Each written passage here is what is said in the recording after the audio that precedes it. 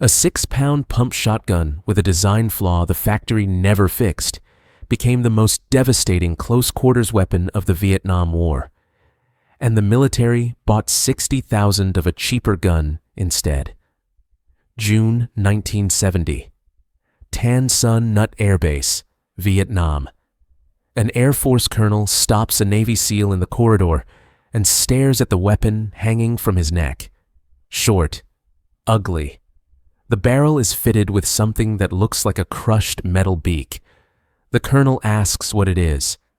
The SEAL, Senior Chief James Watson, 3 combat tours, 16 decorations, looks him dead in the eye. "That's my sweetheart, my 12 gauge. The colonel tells him that shotguns are against the Geneva Convention. Watson doesn't blink. "Colonel, if they ever send me to Geneva, I'll leave her at home. But between now and then, she and I just don't part company." That shotgun, an Ithaca Model 37, could put 72 buckshot pellets into a kill zone in under 3 seconds. It could be dunked in a muddy creek and fired the moment it came out.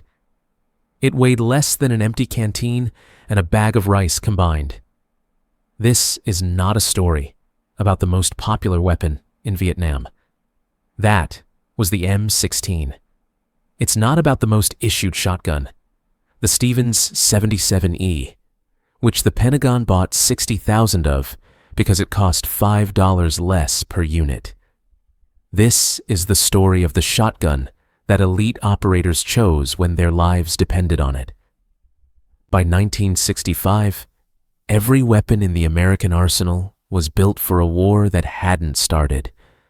Against the Soviets, across the open plains of Europe, fast jets, long-range rifles, nuclear delivery systems, a 1,000-yard war. Vietnam was 10 yards. The air in the Mekong Delta sat on your chest like a wet sandbag. Everything smelled of canal rot and burned diesel and the sweet decay of vegetation that never dried.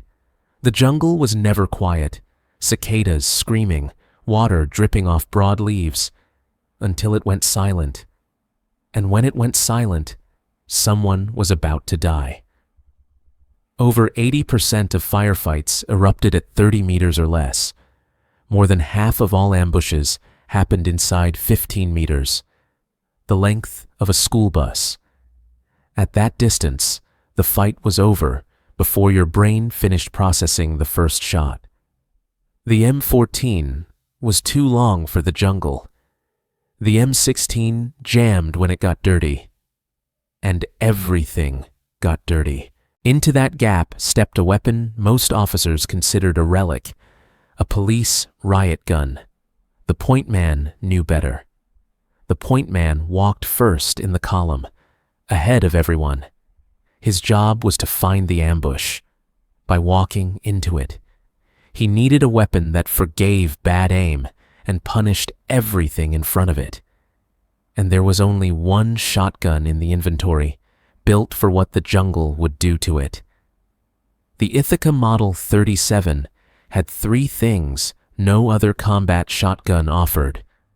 All 3 mattered in Vietnam, and the third turned it into something no one at the factory ever intended. First, sealed sides. Every other pump shotgun ejected shells from a port on the right side of the receiver. Open a hole into the guts of the weapon. In monsoon mud, that hole killed the gun.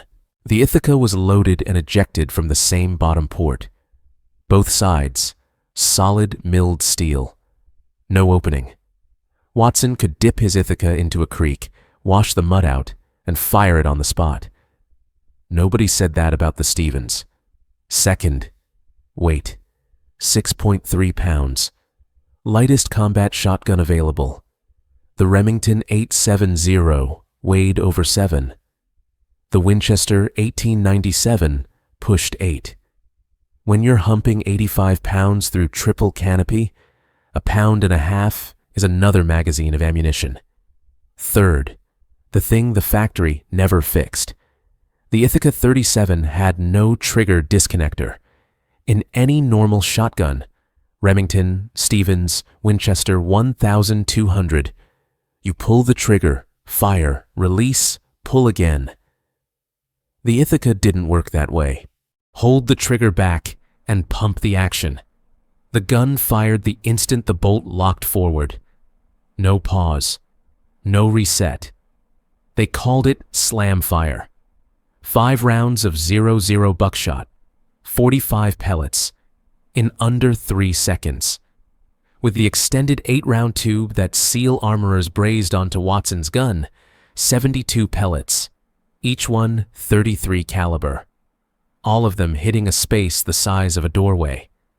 A joint service report found that the probability of hitting a man-sized target with a shotgun was 45% greater than a submachine gun burst, twice that of an assault rifle.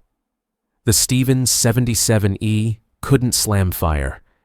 Its aluminum trigger guard snapped under recoil. Its birch stock, painted to look like walnut, cracked at the receiver.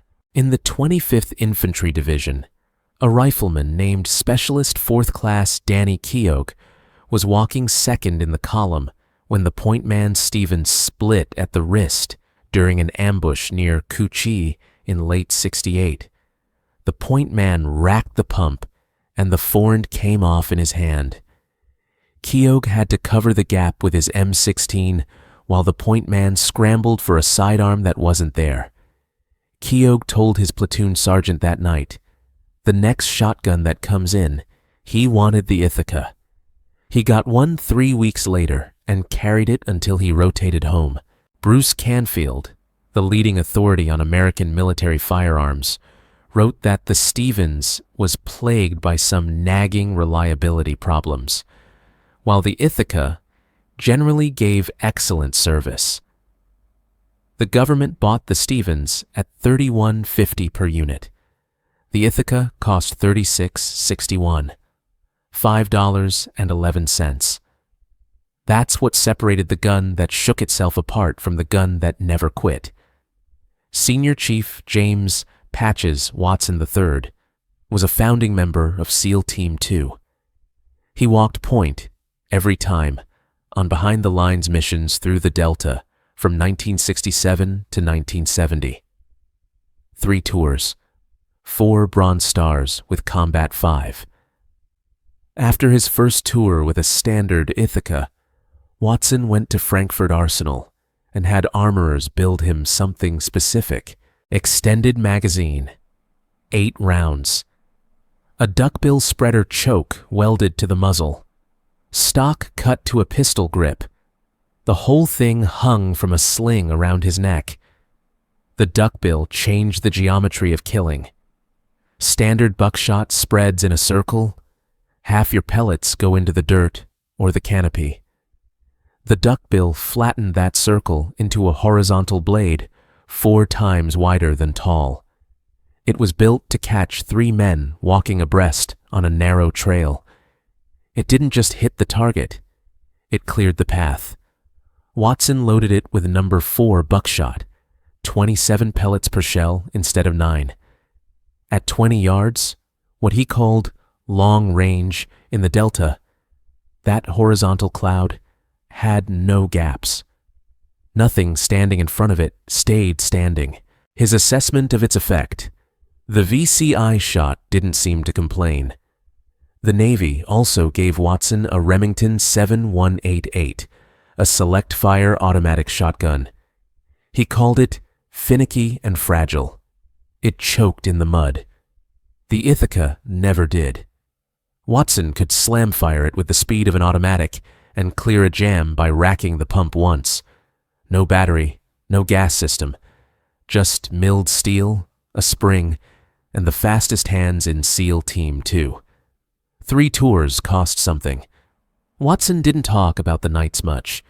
In one interview, decades later, he mentioned that he still slept with a weapon within arm's reach, not because he thought anyone was coming, because his hands didn't believe the war was over, even when the rest of him did. Sweetheart is behind glass now at the UDT SEAL Museum in Fort Pierce, Florida. But Watson was the elite. The vast majority of men who carried shotguns in Vietnam were not SEALs. They were 19-year-old draftees walking point because it was their turn.